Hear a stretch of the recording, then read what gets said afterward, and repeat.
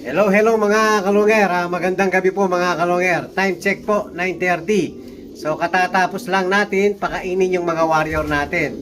Medyo ginabi na po tayo dahil ang lakas po ng ulan, hindi tayo makalabas.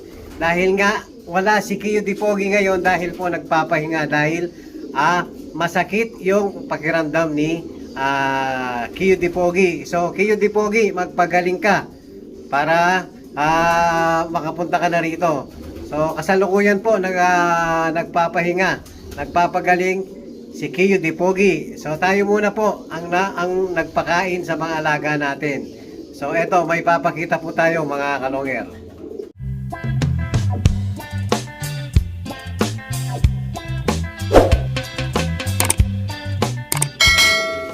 Hello mga kalonger. Ito yung papakita natin, yung ini-inbreed natin na Java Cock.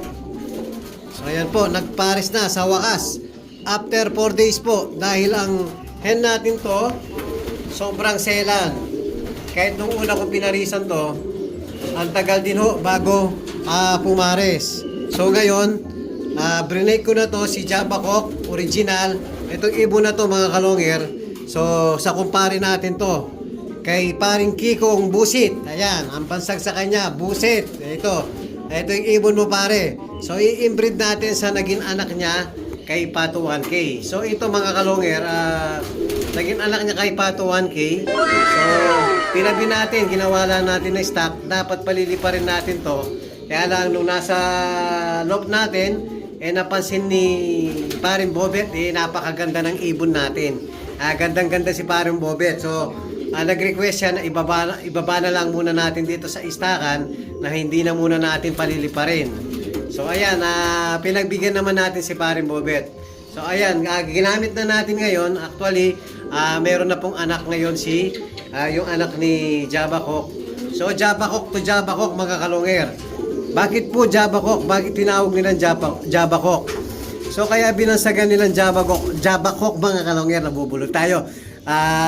Pinagsama-samang Japan, Babaya at saka Kokok. So yan po yung mga original na mga doy galang.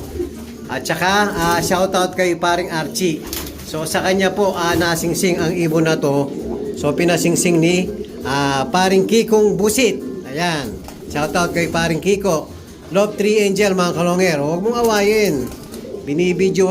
Binibidyohan lang kayo, inaaway mo kapapares nyo lang. Yan po, gagawa tayong inbreed, i-stock din natin mga kalonger. So bali, magiging 75% po ng Java Cock yung ibon natin. Pero yung naging nanay kasi ni nung red bar natin, Japan din. Ito po si Pato 1K. Ito ayan yung naging nanay niya mga kalonger. So brinake ko na muna si Pato 1K.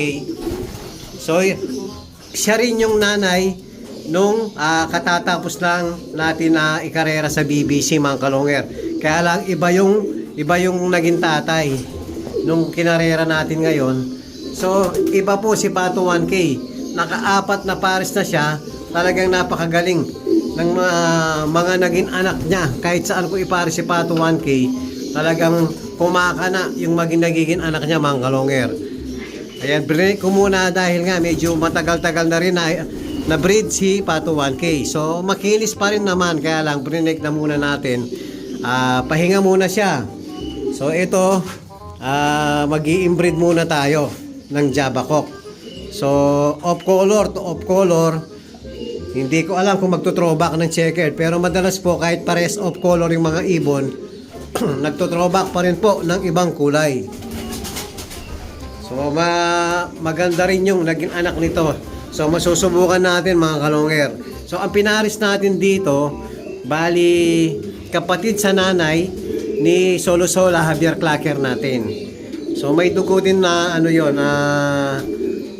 yung nito, yung naging pares niya, Kuipers Japan din mga kalonger, yung makukunat natin lahi.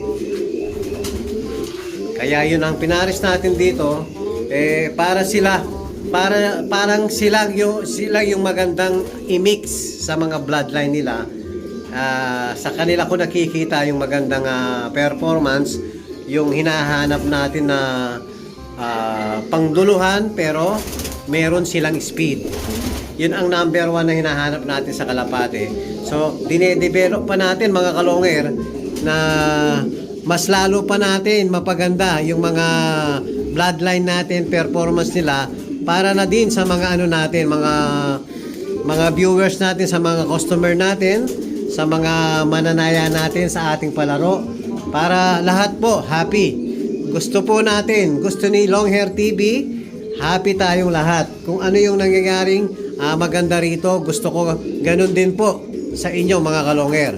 Kaya yung mga newbie dyan, wag po kayong mahiyang magtanong sa atin. Kung ano yung na-experience natin, lahat po i-share natin sa inyo. Para po sama-sama tayong magtagumpay sa karera ng kalapate. Yan, ito naman, i-update ko kayo kay by request din to, yung previous video natin. Ayan, parehas magulang ni Sibat. Nagkakastahan na po. So, siguro nasa 3 to 4 days, mangingitlog na rin to. Ang problema dito, nangingitlog lagi sa flooring po.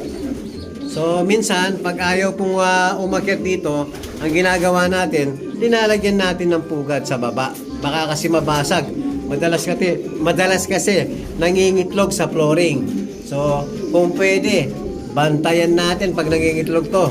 Para lang hindi masayang yung magiging itlog, hindi po mabasag mga kalongger. So, yan po yung request na parisan sa atin. Tapos meron pa palang request ito. Ayan, ito po si Sibat. Yan, yung pinakita ko rin sa last video, may itlog na sila.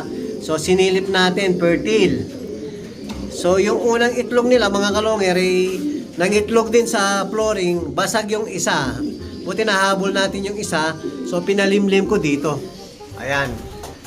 Pinalimlim ko kay anak ni Batanes, Japan din. Fertile ho, sana magtuloy-tuloy yung ano niya. Mapisa sana dahil nga tatlo yung nililimliman nito niyan. Sana mapisa lahat sabay-sabay.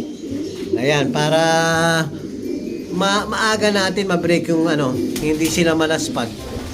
Yun nga, para mabilis yung pag-produce natin sa mga nag-order dito.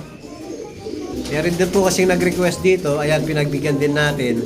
Ito yung naging magulang ng contender ko sa ano, UFC FPPC mga kalongger. Napakaganda, napakabilis ng naging performance ng anak nito. Kaya lang talagang hindi tayo sinuwerte dahil nga binagyo.